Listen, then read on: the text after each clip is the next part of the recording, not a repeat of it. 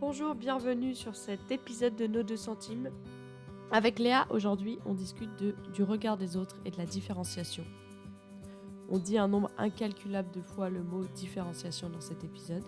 En réécoutant l'épisode, j'ai l'impression de savoir très bien ce que c'est la différenciation parce que je l'expérimente au quotidien, mais d'être une très mauvaise théoricienne parce que j'ai étudié ça un petit peu mais pas suffisamment. Donc voilà, dans mon discours, j'ai l'impression d'être très assurée. À la réécoute, je me sentais un peu moins assurée de moi-même. J'espère que c'est un épisode qui va vous faire du bien, qui va vous donner des clés pratiques et qui va vous donner beaucoup d'espérance. N'hésitez pas, alors que vous écoutez l'épisode, à aller poser vos questions sur le Slido pour les épisodes de questions-réponses avec les experts à la fin de la saison. Et je vous souhaite un très bon épisode et une bonne écoute. Bonjour à toutes et à tous, merci de nous avoir rejoints sur nos 2 centimes. Aujourd'hui, on va parler du thème du regard des autres et de la différenciation avec Sophie. Est-ce que tu peux te présenter ? Oui, je vais me présenter avec mon métier fictif que je donne si je faisais du covoiturage. Je ne l'ai jamais donné en vrai, parce que j'assume pas de mentir. Mais donc mon métier fictif, ce serait de dire que je travaille au service départemental des routes du Rhône et que je suis dans le service qui s'occupe de nettoyer les panneaux de signalisation. J'ai tout un programme sur qu'est-ce que je fais de mes journées, comment ça s'organise le travail, qui est mon chef. Et il me reste juste à inventer les noms de mes collègues et je crois qu'après ça marche. Et du coup, ton métier ? Mon vrai travail, ça c'est pour éviter de dire que je travaille dans une asso chrétienne pour les étudiants qui s'appelle Agapé Campus. Parce que des fois, quand je dis ça, dans les covoites, ça fout des gros blancs. Parce que les gens voient pas ce que c'est. Les gens voient pas ce que c'est et les gens se disent oh là là, elle est chrétienne, elle va m'interdire de dire des gros mots et elle va me dire qu'il faut pas coucher avant le mariage. Voilà. Ok. C'est un très bon... Parce que ce que je viens de dire, c'est de la non-différenciation. Les gens vont me dire que c'est Ouais. penser à la place des autres, finalement. Exactement. Toi, Léa, qui es-tu ? Moi, je viens d'interviewer Sophie aujourd'hui et je suis étudiante en droit à Lyon. Et voilà, j'ai fini mes partiels, donc la vie est belle en ce moment. Tout est beau. Du coup, Sophie, pourquoi est-ce que tu voulais faire cet épisode ? Pourquoi je veux faire... Ouais, et ben c'est vrai qu'il y a quelques semaines, on devait l'enregistrer et j'ai dit non. En fait, c'était une semaine où je me sentais pas très bien avec le regard des autres et pas très différenciée, donc j'avais l'impression d'être une hypocrite. Pourquoi je voulais faire un épisode ? Parce que je crois que sur ces 2 dernières années, j'ai beaucoup été libérée et été guérie du regard des autres et ça a vraiment amélioré ma vie et du coup, pour moi, c'est vraiment une clé pour se libérer et vivre de manière un peu plus peinard et tranquille et apaisée nos relations. Tu peux nous donner la définition de qu'est-ce que c'est la Oui, différenciation ? tout à fait. Je vais citer Pete Scazzero. Pete Scazzero, c'est un pasteur américain. Tu peux dire Peter Scazzero. Peter Scazzero. Je recommande vraiment, il a écrit plusieurs livres, dont Le leader émotionnellement sain et Le disciple émotionnellement sain. Les liens vont être dans la description de l'épisode. Et il parle en gros de la maturité émotionnelle en tant que chrétien. La différenciation, selon Pete Scazzero, c'est: la différenciation consiste à rester en contact avec les gens autour de nous sans que nos réactions ou notre comportement ne soient déterminés par eux. Rester en contact avec les gens sans que nos réactions ou nos comportements ne soient déterminés par eux. Notre tâche principale, comme celle de Jésus, est de différencier calmement notre vrai moi des demandes et des voix qui nous entourent, en discernant la vision, le rythme et la mission que le Père nous a donnée de manière unique. Est-ce que c'est clair ? C'est clair. Est-ce que tu serais capable de reformuler un petit peu ? Oui. De façon plus concise. Ça va pas être plus concis, ça va être différent. Ça va être reformulé, ça va être reformulé avec plus de mots. Ma thérapeute m'avait expliqué ça et ça m'avait beaucoup aidée. Elle avait dit, en fait, on est tous un peu... On a chacun notre royaume. Si royaume, c'est un trigger word chez les chrétiens parce que vous dites non, mais c'est le royaume de Dieu qu'on veut construire, pas notre royaume, vous pouvez imaginer chacun sa bulle. Et dans notre bulle, dans notre royaume, moi j'aime bien royaume parce que dans une bulle, il n'y a pas de responsabilité, alors que dans un royaume, il y a quelqu'un qui règne, il y a quelqu'un qui dirige et il y a des responsabilités. Et chacun dans notre royaume, on a nos responsabilités. On est responsable de nos émotions, on est responsable de notre comportement, on est responsable de ce qu'on fait de nos émotions, on est responsable de plein de choses. Et puis des fois, il y a des gens qui envahissent notre royaume et qui nous font des trucs, des sales trucs. Et on est responsable de comment on réagit avec ça. Ça veut dire que c'est pas simple, ça veut dire que c'est pas fluide. Des fois, on est responsable, mais on n'arrive pas à gérer comme on voudrait gérer, tout ça. C'est pas simple. Mais chacun son royaume. Si on est chrétien, on croit que Dieu, on veut que Dieu règne sur notre royaume, à notre place, avec nous. On n'a pas envie de nous-mêmes régner. Mais qu'on soit chrétien ou pas chrétien, on a envie que les valeurs de notre royaume, ce soit l'amour, la paix, la joie, la bienveillance, enfin tout ça, des belles valeurs, quoi. Chacun notre royaume, ça veut dire que Léa, quand je viens te voir, toi, on a nos 2 royaumes qui viennent se rencontrer. Et la différenciation, c'est de reconnaître que ce qui est dans ton royaume, c'est ta responsabilité, ce qui est dans mon royaume, c'est ma responsabilité, et il y a une rencontre de nos 2 royaumes, mais il n'y a pas de mélange au niveau de nos responsabilités. Typiquement, par exemple, je viens te voir parce que ton crush, il t'attège. J'essaye de le formuler en pas langage jeune, un peu vieux quand même. La personne dont tu es amoureuse t'a rejeté. Ton crush, il t'attège. Ok, boomer, les boomers qui nous écoutent ont compris ce qu'on disait. Ton crush t'attège et t'es très triste. Et je viens te voir, et si je suis pas différenciée, je vais prendre la responsabilité que tu ne sois plus triste. Je vais prendre la responsabilité que tu ne te sentes pas rejetée. Ou je vais vouloir te rebooster dans ton estime de soi, et je veux avoir du résultat qu'à la fin de la soirée, tu te sentes bien, belle, que tu sens que tu es une bombasse et tout. Et ben, la différenciation, c'est venir à ta rencontre, voir ta tristesse, accueillir ta tristesse, nos royaumes se rencontrent. Mais je suis pas responsable que ta tristesse, elle soit plus là. Je suis pas responsable que tu te sentes pas rejetée. Je suis pas responsable de ça. Et donc, je peux venir vraiment être présente avec toi dans ta tristesse, prendre le temps de t'écouter, t'aimer, te dire des paroles encourageantes, te faire des compliments, voilà, tout ça, te renarcissiser un peu. Mais je suis pas responsable du résultat. Et ça, c'est une des facettes de la différenciation. Chacun son royaume. Après, il y a plusieurs facettes de la différenciation. Ça, c'est prendre la responsabilité de quelqu'un d'autre ou prendre la responsabilité qui n'est pas la tienne.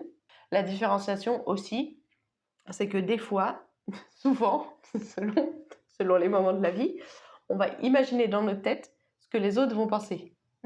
Donc, par exemple, je viens t'écouter parce que tu t'es fait têche, et à la fin de la soirée, je me dis, oh là là, elle doit penser que je suis pas une bonne amie, ou elle doit penser que je l'ai pas bien écoutée, elle doit penser que je suis pas quelqu'un de confiance parce qu'elle m'a pas raconté ça, elle doit penser que...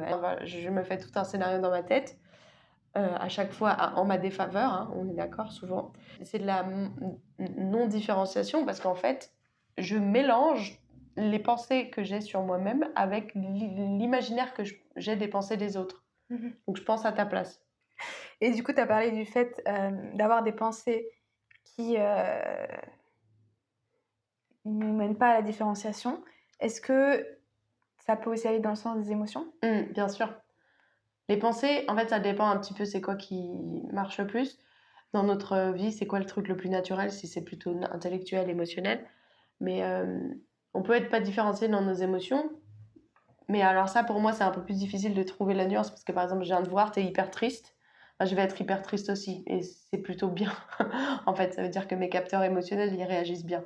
Si je suis complètement insensible à ta tristesse, que ça produit aucune émotion en moi, c'est aussi à questionner, quoi. Mais si d'un autre côté, d'un coup, t'es envahi par une tristesse, mais qui te dépasse complètement, c'est un peu une question aussi de à quel point est-ce que t'es différencié. Mais une expérience qui m'est arrivée, où pour moi c'était très clair que c'était une invitation de Dieu à me différencier, c'est un jour je marchais dans la rue et j'avais laissé mon téléphone chez moi, je partais pour 2 jours sans téléphone et j'ai commencé à penser à tous les gens qui allaient se faire du souci ou à qui j'allais pas pouvoir aider, ou voilà. Et j'ai commencé à penser à leur place, de dire oh, ils vont se dire que Sophie elle pense vraiment qu'à elle parce qu'elle est pas joignable, et ils vont penser que je m'en fiche d'eux, ils vont penser que voilà, ils pensaient beaucoup de choses dans ma tête, les gens. Et il y a eu un moment très fort où c'est comme si j'avais vu ces pensées écrites sur moi comme des étiquettes, et Dieu qui me disait mais ça c'est pas toi, c'est pas tes pensées, Sophie, en fait ces étiquettes tu peux juste les renvoyer. Et comme si c'était une invitation à décoller les étiquettes et à les renvoyer en mode cette pensée là c'est pas la mienne, elle est pas vraie et je peux juste choisir de la laisser partir. Et pour moi ça a été un peu une image de c'était quoi le travail de différenciation, où des fois j'ai plein de pensées et je suis là et il faut que je définisse c'est quoi la vérité et la fiction. Je vais prendre l'exemple de Hunger Games, film 4. Si vous n'avez pas vu ce film, allez le voir, c'est fun. Non, c'est pas vrai, c'est pas fun. Mais dans le dernier film, tant pis pour les spoilers, ça fait trop longtemps que c'est sorti, il y a Pita qui, en fait, s'est fait retourner le cerveau, lavage de cerveau et a été victime de torture par les grands méchants du film. En fait, son cerveau, il a été tellement maravé qu'il n'arrive plus à savoir ses pensées, si c'est la vérité, si ça s'est vraiment produit ou si c'est des mensonges. Il va voir sa femme et il lui dit ça, est-ce que c'est la vérité ou est-ce que c'est de la fiction? Et elle lui répond, réalité fiction. Des fois, il pense, c'est à cause de toi qu'il m'est arrivé ça, est-ce que c'est de la réalité ou de la fiction? Et elle est là, non, ça c'est de la fiction. C'est eux qui t'ont mis ces pensées-là dans la tête. Et c'est un petit peu ça, pour moi, le travail de différenciation. C'est, si on est intellectuel, c'est de se poser avec ses pensées. Si on est plutôt émotionnel, c'est avec ses émotions. Et de faire le tri, de dire ça, est-ce que c'est la vérité? Est-ce que c'est moi, ce que moi je pense de moi-même? Ou est-ce que, en fait, c'est ce que j'imagine que les autres pensent? On pense que c'est les autres qui pensent ça de nous, ou est-ce que, en fait, c'est nous qui pensons ça de nous-mêmes? Nous, on pense qu'on est une mauvaise amie parce qu'on n'est pas joignable pendant 24 heures. Du coup, c'est pas la même stratégie. On est face à nous-mêmes et on se dit, ok, il y a un problème. Est-ce qu'il y a un truc que je dois changer dans mon comportement, ou juste de regard sur moi-même? À méditer. Tu vois, en y réfléchissant un peu, c'est vrai qu'au début, j'avais du mal à me positionner vraiment sur la différenciation parce que j'avais un peu du mal à vraiment discerner ce que c'était. Et je pense que pour moi, par exemple, un des exemples de différenciation dans les pensées, c'était dans le cadre du podcast, où l'été dernier, j'ai édité l'épisode de la masculinité. Et ça m'a pris vraiment 3 semaines, 1 mois. D'ailleurs, du coup, allez l'écouter parce que c'est un super épisode avec 4 gars qui m'ont dit des super trucs. Parce qu'en fait, c'était la première fois que je faisais du montage audio. Et c'était juste, quand t'apprends, c'est long, c'est pas puis très même pas fun. Quand t'apprends, voilà. C'est pas fun. Et du coup, j'ai vraiment mis un peu plus de 3 semaines à faire juste tout l'épisode. Et je me disais, oh là là, mais Sophie, elle va se dire, mais Léa, elle a mis beaucoup trop de temps, elle sait pas du tout faire, faudra plus du tout lui redonner d'épisodes à éditer parce que c'est pas du tout pour elle. Et en fait, je me suis dit, quand on s'est revus plus tard en août, que voilà, je t'ai raconté, ou qu'on a un peu fait le point sur ça et tout, et que je t'ai raconté que j'avais passé 3 semaines et tout ça, tu m'as dit, ah mais oui, peut-être que j'aurais dû plutôt te montrer comme ça, comme ça. Et en fait, moi, ça m'a vraiment renvoyé l'image que peut-être que du coup, t'aurais pu penser ça, que j'étais très nulle au montage ou pas, mais qu'en fait, à ce moment-là, le fait d'avoir pensé ça, c'était surtout moi qui n'arrivais pas à me dire à moi-même, mais en fait, Léa, t'es vraiment nulle au montage, parce qu'en fait, c'est vraiment ce que je pensais sur le moment. Ouais. Parce que j'étais vraiment en galère devant mon ordi à essayer d'éditer. Et en fait, c'était pas encore tant que j'étais en galère, c'est juste que ça me prenait énormément de temps, que je savais pas comment être rapide et efficace. Et j'ai réussi à trouver la bonne technique, mais à la fin. Ouais. Donc j'ai vraiment mis 3 semaines et j'ai édité, genre en 2 heures, j'ai édité 5 minutes et le podcast fait 1 heure, quoi. Ouais. Un peu plus d'1 heure. Donc c'est plus moi qui étais en galère. Et en fait, c'est moi qui me le disais autrement. Ouais. En pensant que Sophie me disait, oh là là, mais Léa, elle est nulle. Enfin, que Sophie se disait ça. C'était juste moi qui me disais, Léa, t'es nulle, quoi. Et ce qui est intéressant, c'est que déjà, c'est tellement subtil. Oui. En fait, on est persuadé que la personne se dit ça. On est persuadé, alors qu'on n'est pas dans la tête de l'autre. Et en fait, peut-être on se dit ça parce que si on se le disait vrai, on peut pas agir dessus si c'est l'autre qui pense. Alors que si on faisait face, on serait bien embêté parce que penser qu'on est nul, bon, qu'est-ce qu'on fait avec ça, je sais pas, mais moi je suis émerveillée à quel point souvent je vois pas que j'imagine des trucs qui sont pas du tout vrais. Est-ce que la différenciation, du coup, ça revient pas à être un peu dans un jugement foutiste, de faire sa vie en disant OSF, on s'en fout du regard des autres et je fais ma vie et voilà. Déjà, je voudrais noter que OSF. Ouais, c'est vieux comme expression. Oui, voilà, en fait, quand je disais ça, je cite mon père. Ah oui, c'est vraiment que mon daron qui dit ça. Il y a 2 types de différenciation. Il y a la différenciation, je m'en fous, je suis indifférent, je suis détaché. Ça m'intéresse pas ce que tu me racontes, je m'en fiche, je choisis, ou ça me brutalise et du coup, je choisis de mettre une distance. Ou il y a la différenciation dans l'amour. Je pense que c'est cette différenciation-là que Dieu nous invite à avoir. Quand tu es triste parce que tu t'es fait rejeter par ton crush, désolée, c'est l'exemple que j'ai choisi pour cet épisode, inspiré pas de faits réels, t'es triste, la différenciation, pas dans l'amour, ce serait de dire « Oh là là, mais enfin, remets-toi. C'est pas grave, il y a des choses pires, il y a des gens qui meurent, tout ça. » Ce serait Un perdu, 10 de retrouver. voilà, la différenciation, en fait, du détachement. Je crois que la différenciation dans l'amour, ça permet que nos royaumes se rencontrent. Ça me permet de compatir à ta tristesse, d'avoir de l'empathie, d'avoir de la tristesse aussi, de t'aider si tu as besoin d'aide pour faire les courses. Et donc, dans l'amour, je peux venir rejoindre ton royaume. Mais à la fin de la soirée, si je rentre chez moi, je suis peut-être encore triste quand je pense à toi, j'ai de la compassion, mais je suis pas responsable de ta tristesse. Et je pense que la vraie seule manière d'aimer les gens, en fait, c'est d'être différencié. On peut pas aimer les gens et se rendre disponible à eux, vraiment les aimer sans supériorité, sans productivité, si on n'est pas capable d'aller les rencontrer dans leur royaume, en reconnaissant que c'est pas de notre responsabilité, sans objectif de résultat, juste avec un objectif de présence. Je pense que des fois, on dit que c'est de l'amour. En fait, c'est de la non-différenciation. Et la différenciation, dans l'amour, c'est pas très facile à acquérir, c'est pas très facile à maintenir non plus. Mais pour moi, c'est le chemin de l'amour. Je voudrais juste dire que peut-être aujourd'hui, ce discours-là, il est un peu trop vu et revu sur les limites. Puis que des fois, il faut qu'on arrive à aller voir l'autre dans son royaume. Parce que la plupart du temps, moi, je me sens assez détachée, en mode, on s'en fout. Mais il est triste, écoute, il va gérer sa tristesse tout seul. Mais ce que je veux dire, c'est que quand je vais voir l'autre, je veux aimer et prendre du temps pour l'autre. Et faire des... Peut-être ça me met mal à l'aise, ou peut-être ça me rend inconfortable, ou peut-être que j'ai d'autres trucs à faire et que du coup, je vais me coucher plus tard parce que j'ai pris du temps pour aimer. Mais j'ai quand même fait un effort et j'ai quand même fait un sacrifice. Mais je suis différenciée. Et peut-être que des fois, on mesure l'amour à la non-différenciation alors qu'on devrait le mesurer au sacrifice et au temps et tout ça. Et je crois que la seule manière de vraiment vivre ça, c'est si on remplace le regard des autres par le regard de Dieu. Ouais. Parce qu'en fait, je crois qu'on fait face à l'immense besoin qu'il y a dans notre société, on peut ne jamais s'arrêter. Enfin, même si on est différencié, je veux dire, il y a plein de royaumes à aller, plein de gens dans des royaumes à aller consoler, même si on repart, mais on s'arrête jamais. Et du coup, enfin, dans la définition de ce cas zéro, il dit à la fin, c'est demander à Dieu le Père la vision, la mission, nos dons, nos capacités à Dieu le Père. Et en fait, il n'y a que Dieu qui sait vraiment nos limites, qui sait vraiment notre mission, qui sait vraiment de quoi on est fait, c'est quoi notre passion, c'est quoi notre moteur, pourquoi on a été créé, quoi. Et du coup, il n'y a que Dieu qui peut le savoir. Du coup, il faut lui demander à lui, parce que si on demande aux autres dans leur regard, ben, ils vont nous amener dans toutes les directions. Enfin, je veux dire, moi, j'ai toujours besoin que mes amis prennent soin de moi, j'ai toujours besoin d'être écoutée, j'ai toujours besoin qu'on me console.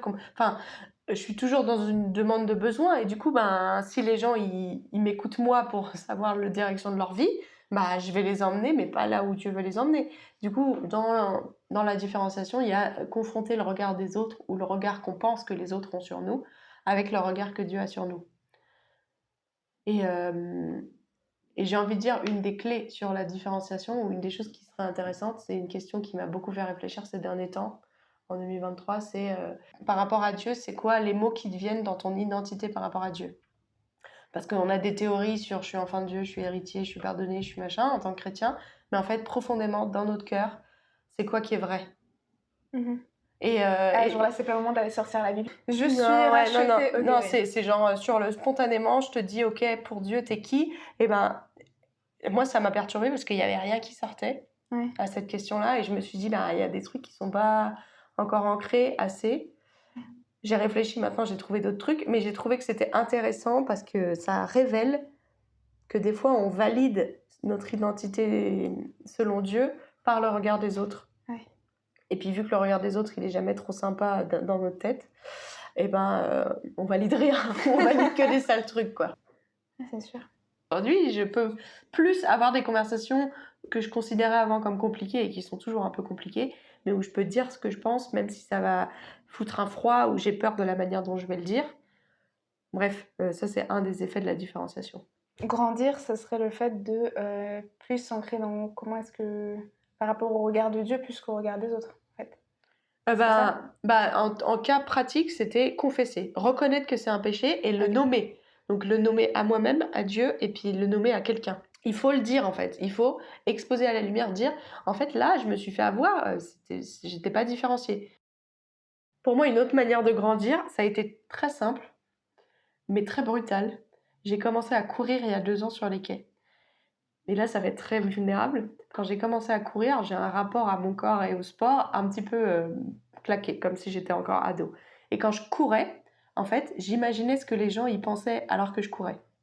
Et j'imaginais vraiment que les gens ils se disaient oh là là, mais elle court tellement lentement, oh là là, la grosse, mais qu'est-ce qu'elle s'y prend à vouloir faire du sport et tout ça. Et c'était mais d'une violence, je pourrais pleurer juste d'imaginer que c'est ça qui occupe mes pensées. Et en fait, j'ai continué à courir. Littéralement, j'ai dit mais en fait, genre je suis stressée, j'ai besoin des endorphines, je vais continuer à courir. Donc j'allais courir plusieurs fois par mois pendant 2 ans. Et en fait, je pense que ça m'a aidée parce que progressivement, je m'en fichais de plus en plus et j'entendais de moins en moins ces voix-là dans ma tête. Au moment où il y avait toutes ces pensées aussi, j'ai dit à quelqu'un ah c'est dur de courir parce que j'ai toutes ces pensées en tête et juste j'avais besoin de le déposer. Et ça c'était un truc concret, donc je dirais faire un petit peu un truc, une prise de risque. Voilà, choisir de faire des trucs qui sont justes, intègres et où peut-être on va avoir des critiques, mais on sait que c'est la bonne chose à faire et le faire de manière successive. Je crois que ça aide. Ultimement, la vulnérabilité, dire les choses qui nous font honte, dire les choses qu'on a dans la tête. Ouais, c'est mes idées. Pourquoi c'est difficile Parce qu'il y a de la honte. Ouais. Et la honte, ça nous... On va en reparler plus tard dans la saison, on va avoir un épisode sur la honte, mais la honte, ça nous isole, ça veut nous maintenir dans l'obscurité. Pour terminer, je voudrais me dire à moi-même il y a 2 ans que la différenciation, c'est pas de l'égoïsme. La vraie différenciation, celle qui est dans l'amour, c'est au début, on a vraiment l'impression d'être méchant et d'être indifférent. Mais j'aurais envie de me dire, et j'ai envie de nous encourager tous à travailler la différenciation, parce qu'en fait, c'est le chemin pour aimer mieux, pour être plus juste et intègre dans nos relations. Voilà, c'était mes 2 centimes sur la différenciation. Merci Sophie. Merci Léa. Merci d'avoir pris le temps d'écouter cet épisode jusqu'au bout. Il a été bien coupé à l'édition. J'ai enlevé la moitié de l'épisode qui est parti parce que c'était un peu trop perso. Donc voilà, c'était un épisode un peu plus court que d'habitude. Je vous invite, si vous avez apprécié ou si vous appréciez le podcast, à partager autour de vous, soit sur les réseaux sociaux, soit en privé. C'est comme ça qu'on est connu aussi et que de plus en plus de personnes peuvent écouter ces conversations parce qu'on espère que c'est des conversations importantes et guérissantes et qu'elles vous font du bien comme elles nous font du bien alors qu'on les enregistre. Je vous souhaite une bonne journée ou une bonne nuit ou une bonne soirée ou un bon matin selon quand vous écoutez cet épisode.